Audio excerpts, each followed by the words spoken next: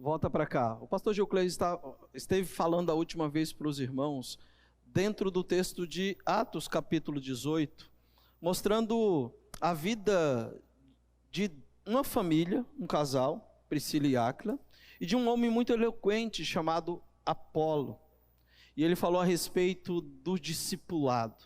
O quanto o discipulado é importante na vida de quem é cristão. E vimos a vida de Priscila e Áquila sendo importantes na vida de Apolo. Apolo, um homem eloquente, um discípulo do Senhor, mas que ainda não conhecia o Cristo da forma como deveria conhecê-lo.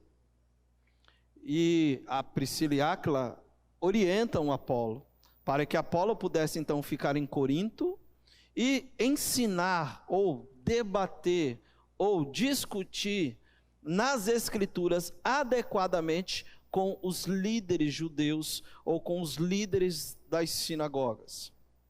Vimos isso acontecendo e chegamos então ao capítulo 19. Paulo deixa então Corinto e ele vai para a região então da igreja em Éfeso, ou da região em Éfeso, a Ásia Menor. E é muito interessante quando Paulo chega dentro desse contexto. E eu queria ler com vocês o texto bíblico. Abra lá, Atos capítulo 19, verso de 1 a 20.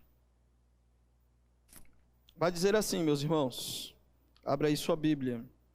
Enquanto Apolo estava em Corinto, veja lá, Apolo ficou em Corinto. Enquanto Apolo estava em Corinto, Paulo, atravessando as regiões altas, chegou a Éfeso. Ali encontrou alguns discípulos e lhes perguntou: vocês receberam o Espírito Santo quando creram? Eles lhe responderam: não, nem sequer ouvimos que existe o Espírito Santo. Então, que batismo vocês receberam? Perguntou Paulo. O batismo de João, responderam eles. Paulo disse: o batismo de João foi um batismo de arrependimento. Ele dizia ao povo que cresce naquele que viria depois dele, isto é, em Jesus. Ouvindo isso, eles foram batizados no nome do Senhor Jesus. E quando Paulo lhes impôs as mãos, veio sobre eles o Espírito Santo e começaram a falar em línguas e a profetizar. Eram ao todo uns 12 homens. Paulo entrou na sinagoga e ali falou com liberdade durante 3 meses, argumentando convincentemente acerca do reino de Deus. Mas alguns deles se endureceram e se recusaram a crer e começaram a falar mal do caminho. Meus irmãos, olha que loucura isso aqui. Desde aquela época tinha gente que já falava mal de Jesus e dos crentes. Verso 9 ainda. Falavam mal do caminho diante da multidão. Paulo, então, afastou-se deles.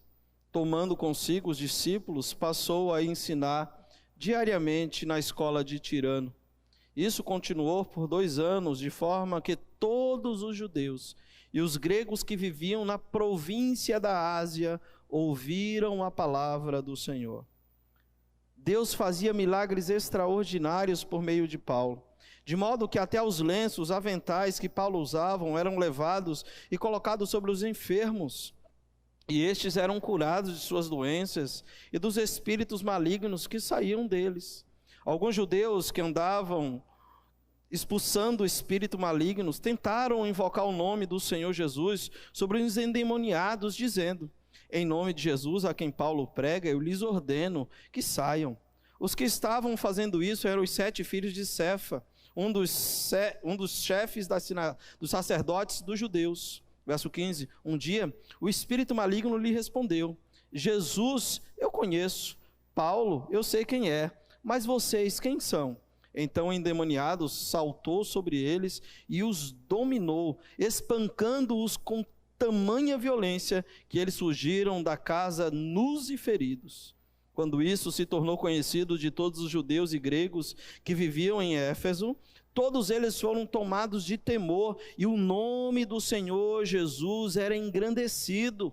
Muitos dos que creram vinham e confessavam e declaravam abertamente suas más obras. Grande número dos que tinham praticado o ocultismo reuniram seus livros e os queimaram publicamente. Calculando o valor, este chegou a 50.000 dracmas. Dessa maneira, a palavra do Senhor muito se difundia e se fortalecia. Nós vamos ler até o verso 20. Deixa a sua Bíblia aberta aí, que nós vamos tentar olhar para esses textos e tentar tirar algumas lições preciosas para mim e para você. Queridos, antes de mais nada, deixa eu tentar situá-los aqui, e tenham paciência. À medida que nós chegamos em cada cidade, é necessário de que eu vos apresente algumas informações contextuais da cidade, para que vocês entendam aquilo que o apóstolo Paulo estava vivendo e a maneira como ele viveu intensamente a missão que Deus o incumbiu de viver no processo da pregação do Evangelho. Paulo, quando nós lemos o livro de Atos, a narrativa de Atos, Lucas escrevendo, Paulo havia planejado anteriormente a estar indo pregar na Ásia, estar indo falar do Evangelho de Cristo Jesus na Ásia. Vocês lembram que Paulo tinha outros planos, e os planos de Paulo era ir primeiro à Ásia, isso na segunda viagem missionária, ou no início da terceira viagem missionária, no capítulo 16. Vocês lembram lá que Paulo então planeja sair com a equipe missionária, ir para a região da Ásia, pregar o Evangelho, e diz então que ele fora impedido pelo Senhor de poder ir para a região da Ásia e pregar o Evangelho na Ásia Menor inteira. Então diz que o Senhor o impeliu e o conduziu para a Europa, para uma cidade na Macedônia, em Filipos. E Paulo então sai da região onde ele estava intencionalmente com desejo de pregar o Evangelho e vai para o continente europeu.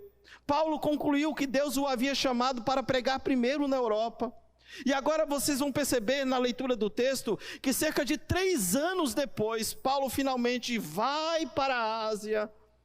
E quando chega na Ásia, na cidade de Éfeso, na província de Éfeso, uma das maiores cidades da Ásia que era Éfeso, Paulo então começa a pregar o Evangelho ali naquela cidade. Éfeso é a cidade em que Paulo passa o maior tempo exercendo o seu ministério. A gente, quando lê sobre as cidades de Filipos, quando a gente lê sobre a cidade de Tessalônica, de Bereia, quando a gente lê sobre os atenienses, nós percebemos que Paulo fora expulso dessas cidades. Em Corinto ele chegou completamente desanimado, mas em Éfeso ele fica 3 anos, irmãos. Se Antioquia, do capítulo 13, é o QG missionário, é a igreja que envia, Éfeso é a cidade pela qual, a partir dali, começaram a sair diversos evangelistas e pregadores treinados na escola de Tirano. E a partir de Éfeso, toda aquela região da Ásia Menor fora evangelizada, ao ponto de diversas igrejas surgirem dentro daqueles contextos. Mas quais são as informações sobre a cidade de Éfeso? Éfeso era uma cidade, era um lar, conhecido como um lar de delinquentes. Em Éfeso, meus irmãos, era uma cidade tão mística e idólatra, tanto quanto eram os atenienses. Para que vocês tenham noção, havia em Éfeso a adoração à deusa Diana, que fora segundo os estudiosos e comentaristas, um meteoro que caiu do céu.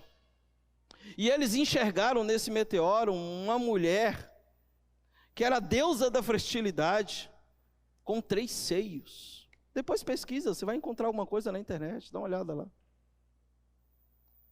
E nesse templo, onde a deusa Diana era adorada, havia um salvo-conduto para os criminosos, que chegasse no território aproximadamente a 500 metros do templo.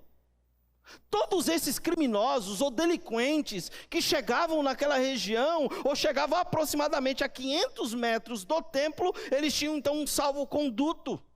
Então essa cidade era uma cidade que era conhecida como o lar dos delinquentes. Uma cidade de assassinos, transgressores da lei e criminosos de todo o mundo, ou de toda a região da Ásia Menor, iam para Éfeso por causa dos seus crimes e por causa do salvo-conduto que a própria realidade mística do templo estava dando para cada um deles.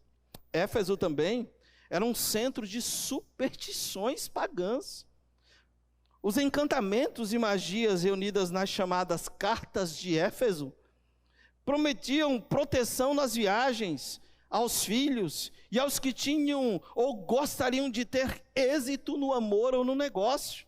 Pessoas de todas as partes do mundo se dirigiam a Éfeso para comprar esses pergaminhos básicos que eram usados como amuletos e talismãs. E é por isso que na leitura em que nós fizemos, diz que após o evangelho ser pregado, estes ou esta cidade mística, ou este povo, que era um povo místico e procurava viver segundo esses misticismos, e segundo essa realidade de magia, começaram a queimar todos os livros que assim haviam comprado.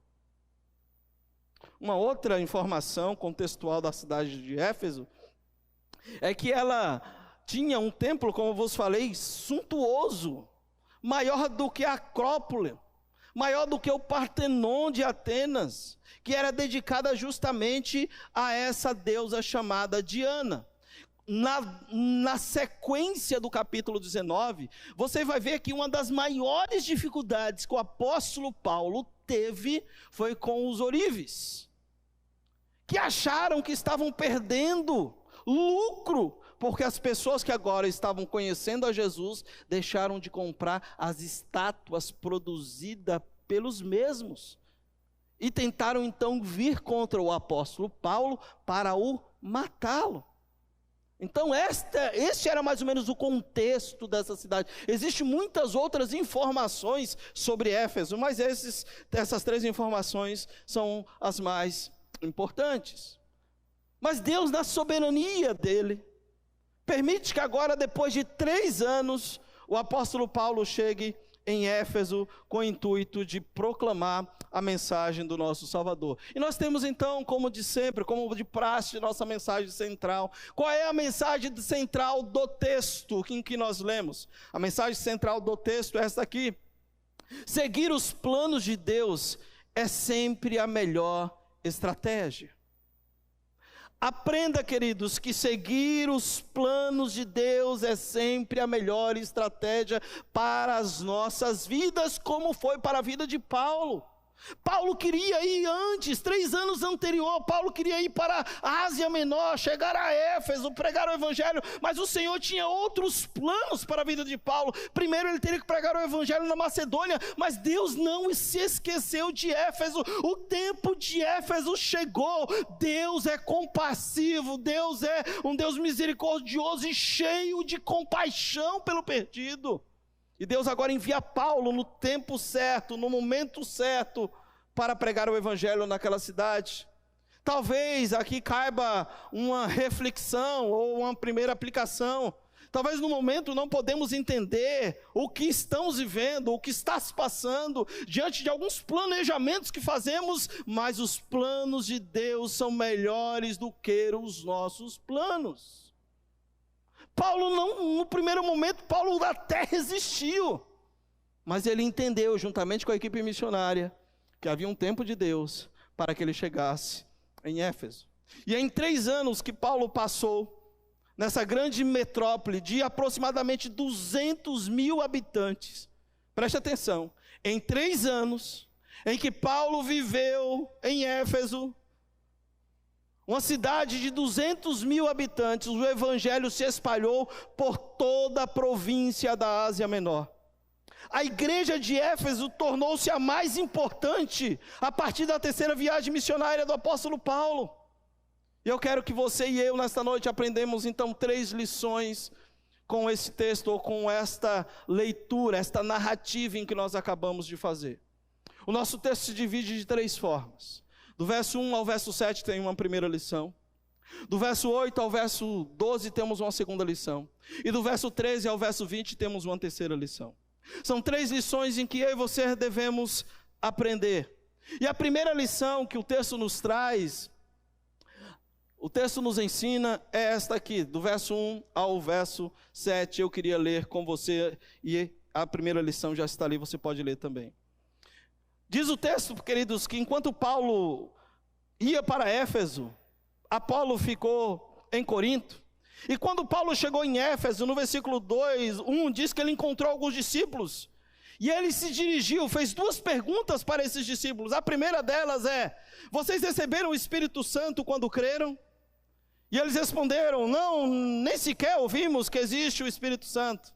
Então Paulo faz uma segunda pergunta: então que batismo vocês receberam? Perguntou Paulo. E eles responderam que o batismo que receberam foi o batismo de João. Então a primeira lição em que eu e você devemos aprender esse texto é que ninguém pode tornar-se cristão sem receber o Espírito Santo. Eles não tinham recebido o Espírito Santo, eles tinham as informações da pregação da qual João Batista estava anunciando, que era a pregação de condenação, de arrependimento. E Paulo faz 2 perguntas justamente para entender o que aqueles discípulos compreendiam do cristianismo. E eles não entendiam nada do cristianismo, eles não compreendiam nada do cristianismo. Paulo se encontra em Éfeso com homens que eram cristãos, mas em uma forma incompleta. Eles tinham recebido o batismo de João, mas nem sequer sabiam, diz o texto, que existia o Espírito Santo no sentido do cristão, no sentido do termo cristão mesmo. Eles não tinham conhecimento de que o Espírito Santo viria, ou vinham sobre cada um daqueles que confessavam a Cristo Jesus. E por que é importante esta primeira lição de nós percebemos? Pastor, tudo isso nós já sabemos. Sim, nós já sabemos de tudo isso, é uma grande verdade, que ninguém pode tornar-se cristão sem receber o Espírito Santo, isso é notório, mas o texto vai dizer que havia alguns discípulos que não tinham recebido o Espírito Santo, e o apóstolo Paulo então conversa sobre eles e fala a respeito do batismo de Cristo, e não do batismo de João. O batismo de João, queridos, era um batismo que apontava para o arrependimento. Se você ler Mateus capítulo 3, versículos de 1 a 12, diz que João Batista surge no Rio Jordão, pregando o evangelho do arrependimento. João chegava com a seguinte mensagem: arrependei-vos, porque é chegado o reino de Deus. Arrependei-vos, porque o reino de Deus está por vir. E ele falava isso para todos, seja para o povo simples, seja para o povo do palácio, seja para os líderes religiosos, sejam para os soldados romanos. A mensagem era a mesma: arrependei-vos.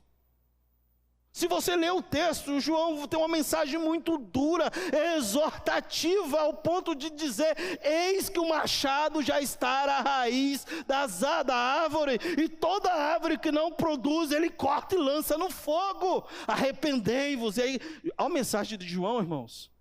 Se eu faço isso aqui, só Jesus. João chamava o povo de cobra. Leia lá, não sou eu que estou falando não, leia lá, Mateus capítulo 3. Arrependei-vos, raça de víboras, cascavel, jararaca.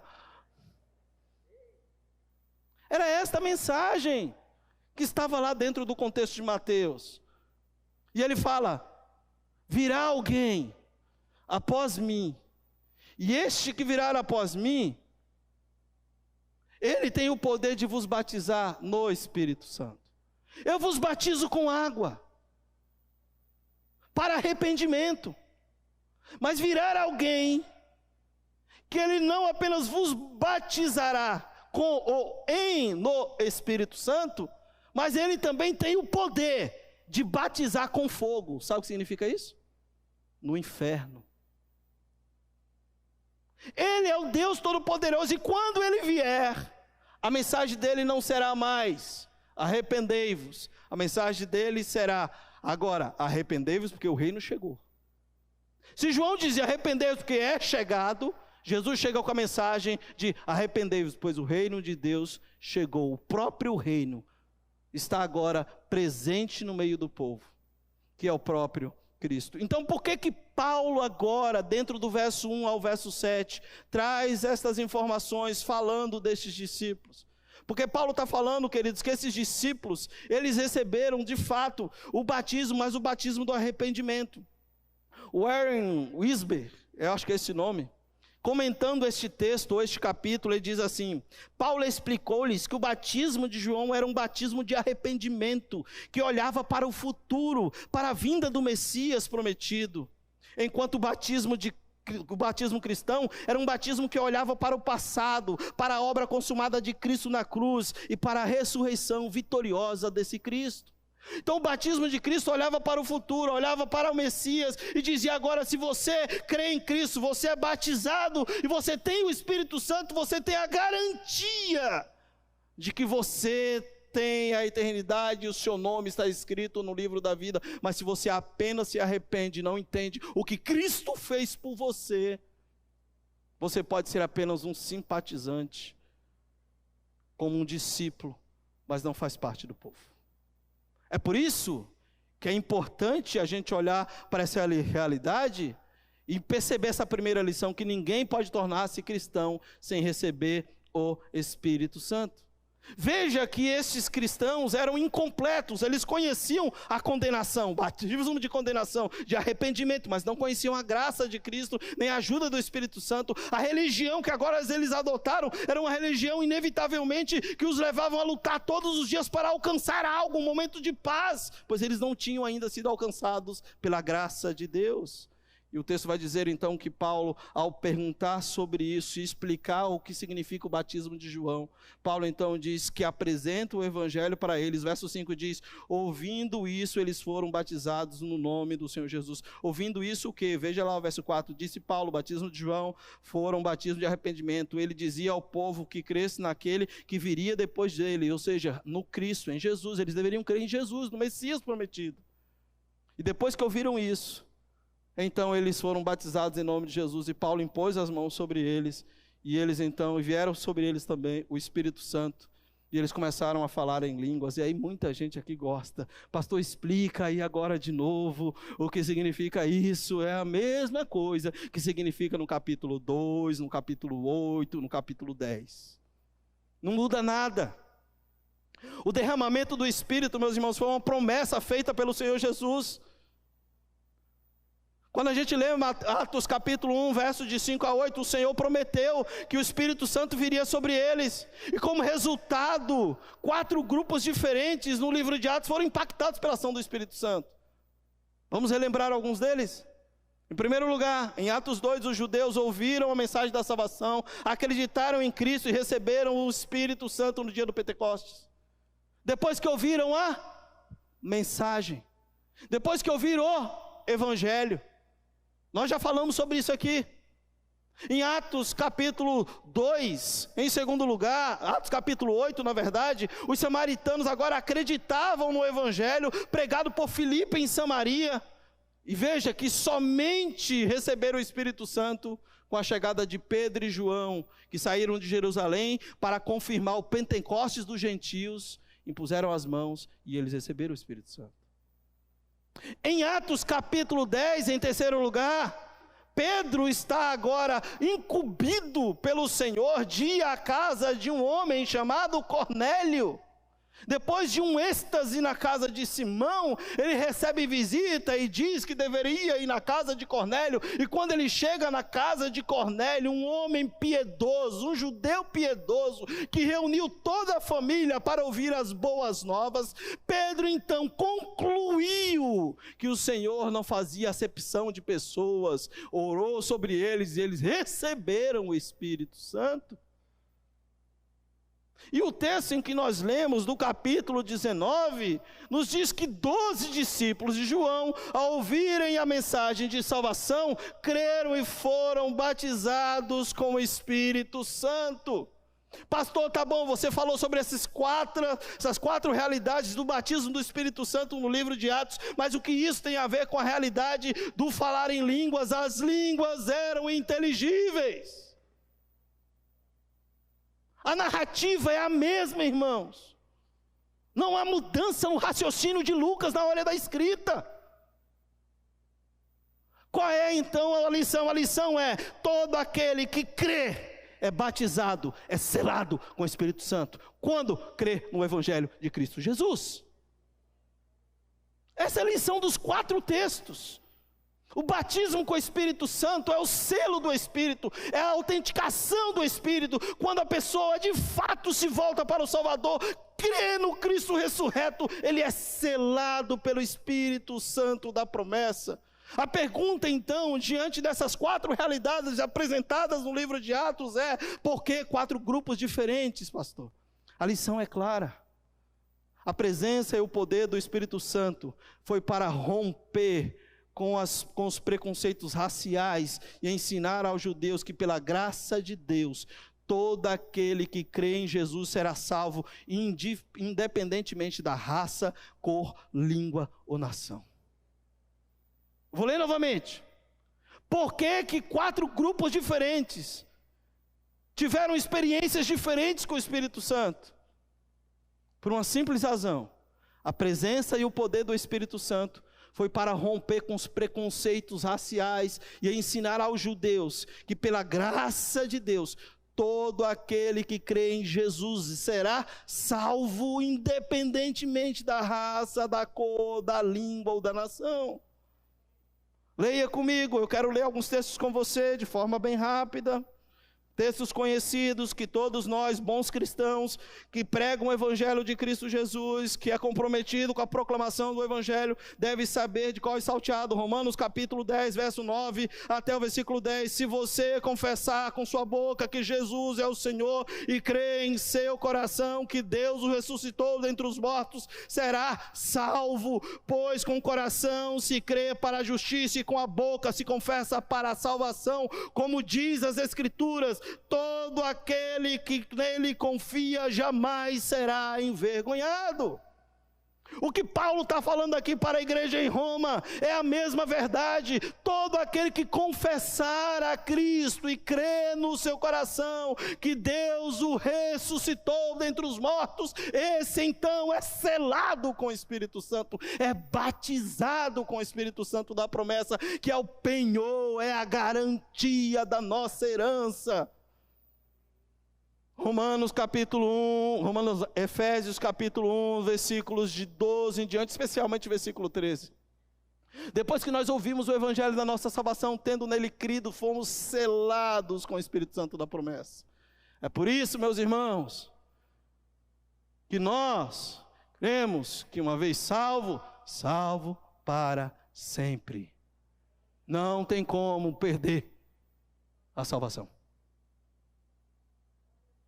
Não tem possibilidade. O Espírito Santo é o penhor, a garantia do quê? De que somos salvos. Alguém aqui já penhorou alguma coisa? Eita Jesus, não vou nem ver. Por que nós penhoramos as coisas? Ou porque temos a prática de penhorar as coisas? Para ter o quê? Uma garantia. Nós deixamos algo como penhor e dizemos: assumimos o compromisso, se não voltarmos daqui, isso é de vocês. O Senhor está falando assim: eu coloquei o Espírito em vocês como uma garantia, como um penhor. Qual é a garantia? A garantia de que você me pertence. A garantia de que um dia você vai morar comigo na eternidade. Mas por que eu tenho essa garantia? Porque você entendeu o plano da salvação do meu Filho em Cristo, e você confessou a Cristo como Senhor e Salvador da sua vida, e eu te dou a garantia de que ninguém vai arrebatá-los da minha mão. João capítulo 10. Ninguém pode arrebatá-lo da minha mão. Essa é a garantia que temos do Pai. É por isso que ninguém pode tornar-se cristão sem receber o Espírito Santo. Tem muita gente que é simpatizante do cristianismo, tem muita gente que é simpatizante da igreja local, mas que ainda não tem o Espírito Santo. E nessa noite, eu quero convidá-lo a você fazer um exame necessário, uma reflexão necessária, se de fato você já compreendeu o Evangelho de Cristo Jesus.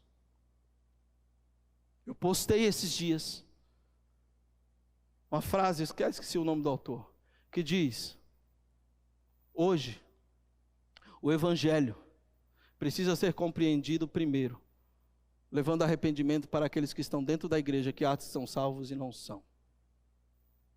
Mas quem é que vai dizer isso? Ninguém, é você.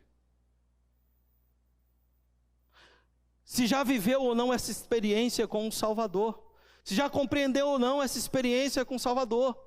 Quando a gente lê textos como esse de Romanos capítulo 10, versos de 9 a 11, onde fala-nos que se nós confessarmos com a nossa boca e crermos no nosso coração que Deus ressuscitou Jesus Cristo dentre os mortos, seriam salvos, queridos. Isso significa que o derramamento do Espírito Santo é universal, é para todos os povos. O derramamento do Espírito Santo é para todos nós. E é importante destacar que esses 4 grupos que passaram pelo derramamento do Espírito Santo, registrado em Atos, foram confirmados pelos apóstolos. Portanto, deixa eu deixar uma informação bem clara para você. Se você chega em Atos capítulo 2, os apóstolos estavam presentes. Se você chega em Atos capítulo 8, foi necessário João e Pedro ir para o Pentecostes dos gentios, para autenticar o que estava acontecendo, ou testificar o que estava acontecendo. Se você chega em Atos capítulo 10, Pedro está presente. Em Atos capítulo 19, um apóstolo fora do tempo estava presente. Qual é a informação importante para mim e para você? Tome nota. Precisamos entender que o dom de línguas e profecias não são sinais normativos de conversão e de recebimento do Espírito Santo. O dom de línguas e profecias não são sinais normativos, não é norma de que alguém é convertido e recebeu o Espírito Santo. Tem muita gente falando em língua que quando morrer vai ter 2 caixão. Isso aqui não é normativo, não é regra, irmãos. Isso aqui aconteceu especificamente no contexto de Atos, onde os apóstolos estavam presentes. Ou seja, em Atos ou no restante das Escrituras, era uma autenticação do ministério apostólico. Deus estava autenticando o ministério apostólico. Em parte, algumas das Escrituras somos admoestados a buscar o batismo do Espírito Santo. Em nenhum momento das Escrituras você vai encontrar orientações nos admoestando ou nos orientando a buscar o batismo com o Espírito Santo ou o dom de línguas. Mas a Bíblia vai ordenar que nós devemos ser cheios do Espírito Santo. Pastor, qual é a diferença? É que aquele que já é selado, ele não vive mais para ele, mas ele procura então viver cheio do Espírito Santo, controlado pelo Espírito Santo, conduzido pelo Espírito Santo. Ele está sofrendo ação o tempo inteiro, porque ele não vive mais, mas Cristo vive nele, e a ação do Espírito Santo na vida dele o conduz em tudo aquilo que ele faz. Efésios capítulo 5, verso 18. Simples assim. Ninguém pode tornar-se cristãos sem receber o Espírito Santo. Ninguém. Pergunta então, queridos, para aplicarmos já para nossas vidas, o que tudo isso tem a ver comigo? Como isso se aplica à minha vida, pastor? Todo este incidente, meus irmãos, nos mostra uma grande verdade. Que sem o Espírito Santo não existe o cristianismo completo. Mesmo que vejamos o erro dos nossos caminhos e nos arrependamos e decidamos mudar, não conseguiremos sem a obra regeneradora do Espírito Santo. Só há possibilidade de metanoia, de mudança, numa dependência completa e ação notória do Espírito Santo na vida de quem já o tem. Essa é a grande verdade das Escrituras. Mesmo que vejamos o erro dos nossos caminhos e nos arrependamos e decidamos mudar, não conseguiremos sem a obra regeneradora do Espírito Santo. Vocês estão entendendo isso? Segunda lição que o texto nos ensina está do verso 8 ao verso 12, que é essa aqui. Aprenda a otimizar o seu tempo e se concentre em fazer o que Deus lhe chamou para fazer, que é anunciar as boas novas do Evangelho de Jesus Cristo. Aprenda a otimizar o seu tempo, meu irmão. Se concentre na vontade de Deus, naquilo que Deus te chamou para fazer. Paulo ensina isso. Quando a gente lê do verso 8 até o versículo 12, a gente encontra essas verdades. Veja lá o verso 8. Paulo entrou na sinagoga e ali falou com liberdade durante 3 meses, argumentando convincentemente acerca do reino de Deus. Mas olha o verso 9. Mas alguns deles se endureceram e se recusaram a crer e começaram a falar mal do caminho diante da multidão. Olha a ação de Paulo. Paulo então afastou-se deles, tomando consigo os discípulos, passou a ensinar diariamente na escola de Tirano. Paulo está otimizando o seu tempo. Paulo não entra em discussão. Nós vivemos em uma época difícil, de polarização, onde tudo é uma discussão gigantesca. As redes sociais estão uma loucura.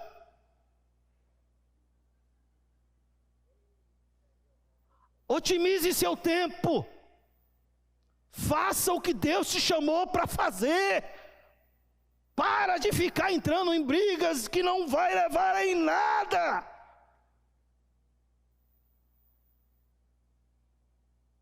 Paulo ensina isso.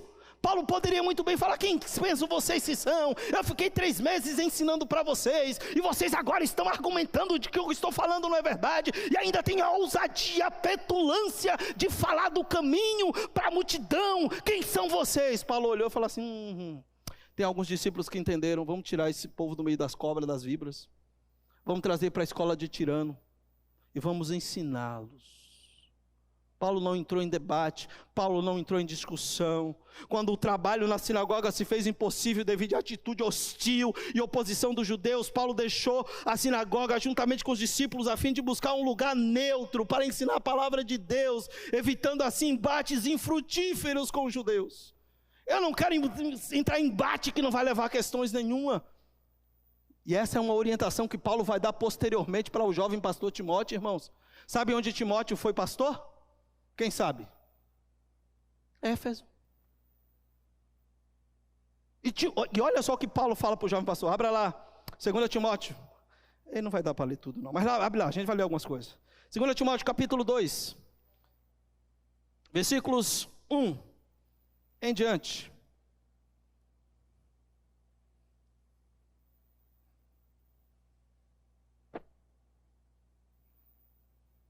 Olá, portanto, você, meu filho, fortifique-se na graça que há em Cristo Jesus, e as palavras que me ouviu dizer na presença de muitas testemunhas, confirme-as a homens fiéis, que sejam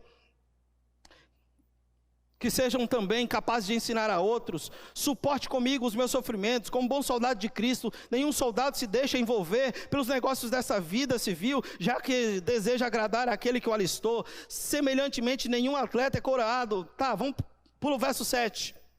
Reflita no que estou dizendo, pois o Senhor lhe dará entendimento. Lembre-se do Senhor Jesus ressuscitado dentre os mortos, descendente de Davi, conforme o meu evangelho, pelo qual sofro e até estou preso como um criminoso. Contudo, a palavra de Deus não está presa, por isso tudo suporto por causa dos eleitos, para que também eles sejam alcançados pela salvação em Cristo. Verso 11, esta é a palavra digna de aceitação. Verso 12, se perseverarmos com eles também, reinaremos, e se o negarmos também, ele nos negará. Se somos infiéis, ele também permanecerá fiel, pois não pode negar-se a si mesmo. Agora observe o verso 14, continue a lembrar-se das coisas a todos, advertindo solenemente diante de Deus, porque não se envolvem em discussões acerca de palavras, e isso não traz proveito, e serve apenas para perverter os ouvintes. Procure apresentar-se a Deus como obreiro aprovado, de que não tem que se envergonhar, mas que maneja bem a palavra da verdade. Verso 16, evite as conversas inúteis e profanas. Para os que se dão a isso, prosseguem cada vez mais para a impiedade. O ensino deles alastra-se como um câncer. Entre eles estão Hermineu e Fileto, e aí vai.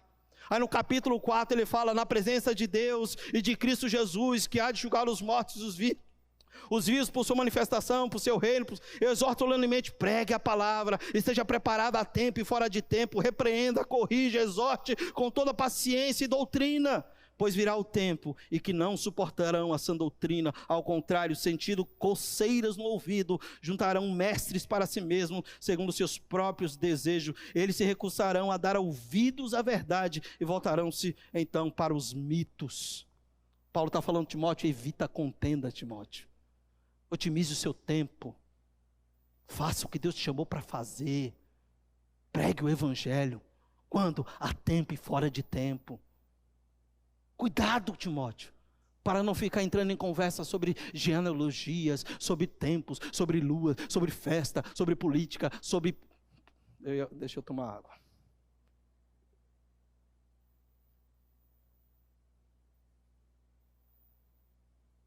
Irmãos, que tempos difíceis,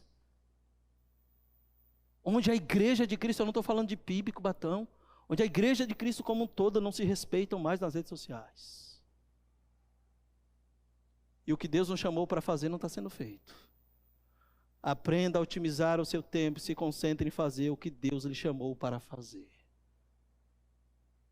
Cuidado com as discussões inúteis e tolas, pois isso não nos levará a lugar nenhum. Paulo tira os discípulos de lá da sinagoga, leva-os para a escola de Tirano e passa a ensinar a esses discípulos por 3 anos, irmãos. Existe um manuscrito grego que acrescenta algumas informações sobre o trabalho de Paulo na escola de Tirano, que era um filósofo grego que tinha uma escola que ensinava. Olha só que interessante isso. Naquela cultura, em Éfeso, todo o trabalho cessava às 11 horas da manhã e não começava até o início da tarde, ou até às 16, por volta das 17 horas da tarde. O pessoal trabalhava das 7 até às 11 da manhã. Das 11 da manhã até às 17 horas, sabe o que eles faziam? Quem sabe? Dormiam. Eu queria morar em Éfeso, né? Está praticando isso aí, hein? É isso aí. Eles dormiam. Paulo pega o pior horário da escola. A escola funcionava até 11 da manhã.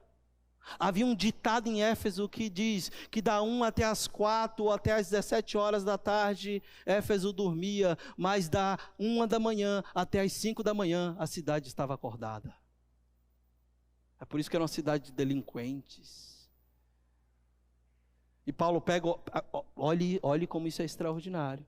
Paulo pega o pior horário na escola, traz os discípulos e passa a ensinar. E esses discípulos passam a difundir o evangelho. E diz, pasmem, que toda a Ásia, todo judeu e grego ouviram a palavra do Senhor. A fome que eles tinham do saber, a fome que eles tinham de ter algo que lhes desse esperança, os levaram à escola de Tirano, e a partir da escola de Tirano, a Ásia Menor inteira foi evangelizada.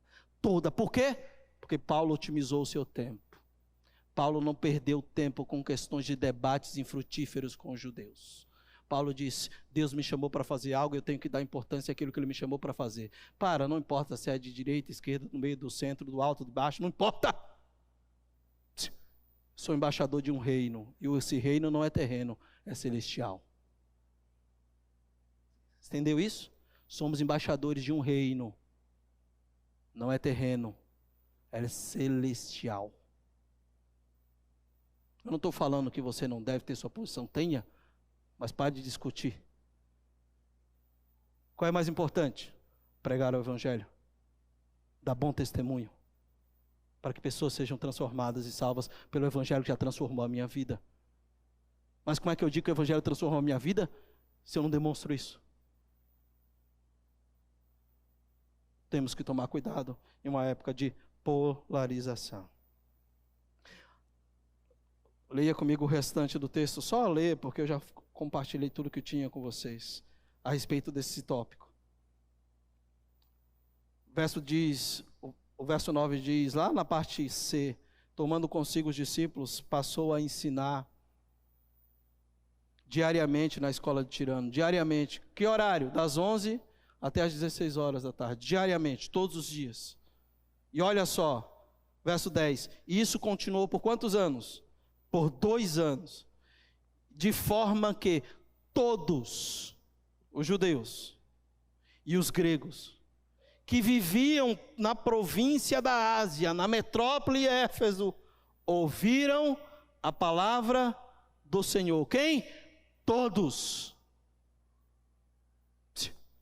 Um outro detalhe que eu não anotei aqui, mas vale a pena falar. Paulo era trabalhador. Ele não ficava em casa falando, Deus, envia um anjo, convence. Não, ele tem responsabilidade, ele sabe. Foi ele, Deus chamou, foi ele, não foi anjo. Deus revela, Deus não mandou revelar, é você que tem que ir. Senhor, manda um sinal, você é o sinal. Liga o Wi-Fi, é você. Paulo era trabalhador. 2 anos, diariamente, ensinava das 11 até as 16, 17 horas da tarde. E todos os judeus e gregos que moravam na província ouviram a palavra. E Deus fazia o quê? E Deus confirmava o ministério apostólico como? Com milagres extraordinários. Na sequência do texto. O texto vai dizer que Deus então confirmava o ministério apostólico com milagres. É isso que aconteceu. O que mais aconteceu, meus irmãos, veja lá, acho que eu coloquei isso aqui. O que mais aconteceu enquanto Paulo ministrava em Éfeso, Deus confirmava o seu ministério apostólico com milagres extraordinários através das mãos de Paulo. Numa cidade de tanta idolatria, de feitiçaria, de misticismo, Deus encorajou o apóstolo Paulo realizando milagres extraordinários pelas suas mãos. Veja, leia o versículo 10. Isso continuou por verso 11, desculpa. Deus fazia milagres extraordinários por meio de Paulo. E diz no verso 11 que alguns, e não era Paulo que fazia. Deixa eu abrir um parênteses aqui, então não vai dar tempo. Deixa eu abrir um parênteses aqui rapidinho. Paulo não distribuía lenço para ninguém, viu? Isso aqui não era ação de Paulo. Como muita gente está pegando lencinho ungido aí, está entendendo? Aliás, eu vou aproveitar, o meu para me ungir aqui. Se você quiser, no final, está aqui, viu, irmãos? De graça. Não, Paulo não fazia isso, irmãos. Justo Gonzalez vai dizer que essa era uma iniciativa dos místicos de Éfeso, que ia para a escola e via Deus realizando através de Paulo sinais e maravilhas e milagres, e eles pegavam escondidos lenços, aventais. E Deus sabe por que curava. Agora não me explica, não me pergunta, pastor, explica porque era a vontade soberana dele. Mas isso não é normativo. Não é norma. Tá? Tem muita gente pegando o lenço, fala, passa o lenço, curou, cura nada. Só podia, eu tinha que falar sobre isso. Cuidado, se você chegar em algum lugar onde se fala mais do lenço ungido, da água ungida, da folha não sei do que, não sei do que, não sei do que, e o evangelho não é pregado, procure uma igreja para se alimentar do evangelho. Algumas verdades que está lá para vocês. Deus autenticou o ministério do apóstolo Paulo através de milagres. Os milagres podem atrair multidões, porém eles não têm o poder de alcançar e transformar corações. Deus fez isso no livro de Atos inteiro, produzia através dos seus apóstolos milagres extraordinários na vida do povo, mas os milagres atraem, mas é o evangelho que liberta, não é os milagres. Olha lá, os milagres podem abrir portas para o evangelho, mas ele não é e não substitui o evangelho. Milagres são formas que Deus usa para atrair pecadores para ouvir o verdadeiro evangelho. Mas os milagres ou sinais e prodígios não podem substituir e não é o evangelho. Pergunta o que tudo isso tem a ver conosco, de que forma isso se aplica à minha vida. Como é que nós lidamos com essa segunda lição que o texto nos ensina? Deus usa a pregação do Evangelho para salvar vidas, irmãos. Devemos manter o foco na palavra de Deus e no Evangelho, em vez de nos distrairmos com sinais e maravilhas ou com outras coisas qualquer, não otimizando o nosso tempo para fazer a vontade de Deus. É o Evangelho que salva. É a pregação do Evangelho que salva. Embora algumas vezes Deus sim tenha utilizado milagres para os incrédulos a serem atraídos à fé, essa não é regra geral, isso não é normativo e nós devemos entender isso. Porque Paulo diz, o Evangelho é o poder de Deus para a salvação de todos os que crê. O que é o poder de Deus? É os milagres, amém, irmãos? O que é o poder de Deus para a salvação de todo o que crê? O quê? O Evangelho. É a pregação da palavra. Prega a palavra. Irmãos, eu sei, já deu meu tempo. Falta um último ponto. Eu sei que não é fácil, viu? Ore por mim. Eu estou agora abrindo meu coração para a igreja aqui. Fazer o que nós estamos fazendo e tentando ensinar a igreja da forma como estamos tentando, não é fácil não, irmãos. Você trabalhar da forma que nós estamos fazendo expositivamente, uma série, um livro, a gente já chega e fala, meu Deus, já lá vem Atos de novo, não aguento mais negócio de Atos, eu sei. Cansa. Porque nós não temos o hábito. Essa era a pregação. Ela requer que eu seja um pouco mais longa. Talvez os irmãos para cá falem, nossa, o pastor falou 1 hora. Eu sei. Ninguém revelou não, viu, irmãos? Isso é sensatez, ninguém revelou não. Mas ensina.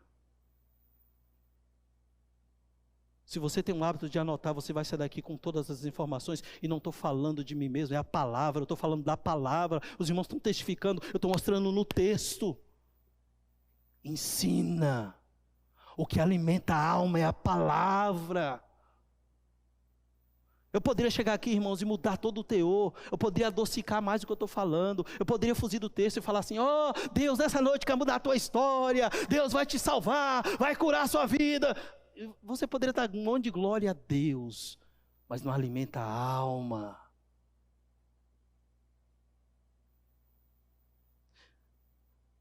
O que estou tentando já há algum tempo, culturalmente falando, de forma eclesiológica, é mudar o conceito da exposição bíblica. Precisamos olhar diretamente para a palavra. Eu não sei, irmãos. Eu não sei. No dia em que Deus falar, chega, eu vou falar, Deus, uma coisa eu não deixei de fazer. Aquilo que o Senhor me chamou a fazer, quero expor fielmente o que a tua palavra diz. Que Deus nos ajude, irmãos, a caminhar por estas verdades e aprender. Que Deus nos ajude mesmo. Isso aqui é o terceiro ponto, mas vou parar por aqui. Se você depois quiser a mensagem com um lenço ungido, eu não cobro nada, dou tudo de graça. Aí você leva para casa e aprende. Tá bom? Só aqui, terceira lição é essa. Extraordinário. Onde Deus usa seus obreiros fiéis, Satanás levanta falsos mestres, mas a palavra de Deus sempre prevalece. Parecia o Luiz Saião agora, irmão. Parecia? Quando Deus usa seus obreiros fiéis, Satanás não fica contente. Do verso 13 ao verso 20, vai dizer que se levantaram alguns filhos de Cefas para tentar expulsar demônios. Por causa dos milagres que estavam acontecendo, eles queriam trazer a notoriedade para si. Havia uma cultura de exorcismos em Israel, e como também havia em Éfeso. E diz que eles chegavam para alguns espíritos imundos para expulsar os demônios como? Te conjuro-te em nome de Jesus, a quem Paulo prega, e por quê? Porque não tem o Espírito Santo. não tem poder de Deus, não tem vida com Deus, e não adianta eu tentar utilizar o nome de Jesus apenas como algo místico. Não é assim que funciona. Volte a semana que vem. Semana que vem vai ser uma loucura boa. Eu vou finalizar isso aqui e o Gil vai continuar. Você crê nisso? Ninguém crê, então tá bom. Gostaria de convidar o louvor. Semana que vem a gente finaliza isso aqui. Um outro ponto é isso. Se nós estivéssemos pregando tematicamente, não tinha como fazer isso. Expositivamente eu posso parar agora e voltar do texto. Agora imagina se eu estou escolhendo o texto para pregar. Semana que vem a gente volta, olha para essa verdade. Venha preparado para queimar tudo aquilo que não serve na sua vida e que impede você de servir ao Senhor. Já estou dando alguns spoilers, como diz meu filho. Se coloque de pé.